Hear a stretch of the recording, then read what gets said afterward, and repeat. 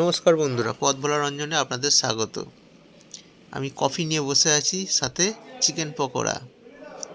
ভাবছেন তো কোনো রেস্টুরেন্টে গেছি? না, তা নয়, আমাদের বিজয়া সম্মেলনী হচ্ছে, সেখানে শুরুটা হচ্ছে কফি আর চিকেন পকোড়া দিয়ে। এক থালা নিয়ে বসেছি, চিকেন পকোড়া আর কফি। চলছে খাওয়া দাওয়া। খাওয়া দাওয়া থাকলে তো আমার আবার ওই দিকেই মনটা বেশি পড়ে থাকে। গরম গরম চিকেন পকোড়া, তার সাথে স্যালাড আর কফি। সবাই খেতে বসে গেছে, শেষ ব্যাচ চলছে। আমি এতক্ষণ পরিবেশন করছিলাম, তাই ছবি তুলতে পারিনি। আমিও বসে পড়েছি।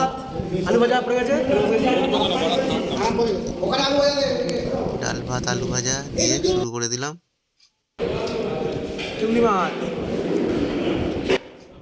সাথে চিংড়ি মাছ, পটল চিংড়ি হয়েছিল, সেই পটল চিংড়িগুলো খাচ্ছি। আমাকে সবাই ভালোবাসে, তাই বেছে বেছে কয়েকটা চিংড়ি মাছ দিয়ে গেছে আমার পাতে।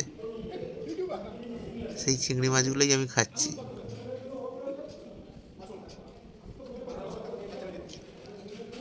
বলতে বলতে আমার প্রিয় খাবার মাংস এসে গেছে। সবাই বসে আমরা খাচ্ছি, ভাতও এসে গেছে।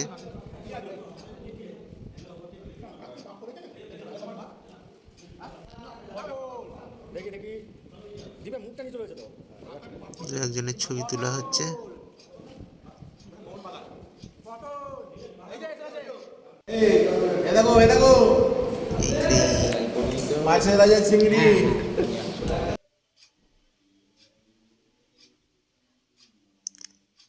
মাটনের পিস এই হচ্ছে মাটন শুরু করে দিয়েছি আমি। তাকে আবার তুলে আনো যাও। অপর আর একটা পিস, উফ, যেন মাখন মুখে পড়তে যেন একদম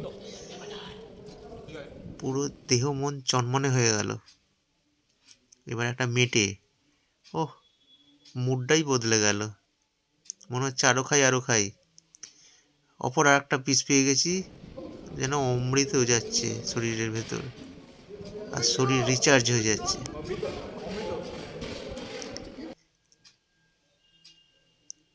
আর একটা ছোট পিস পেয়ে গেছি, যদিও লিমিটেড মাংস, বেশি খাওয়া যাবে না,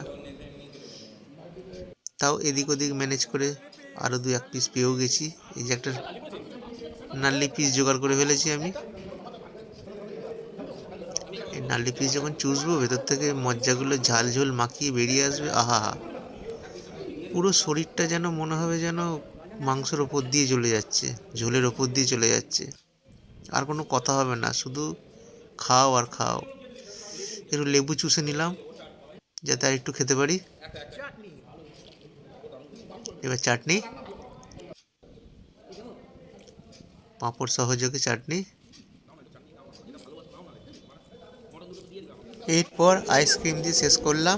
ভিডিওটি যদি ভালো লাগে থাকে লাইক শেয়ার কমেন্টস করবেন, সাবস্ক্রাইব করবেন। Tata, bye bye.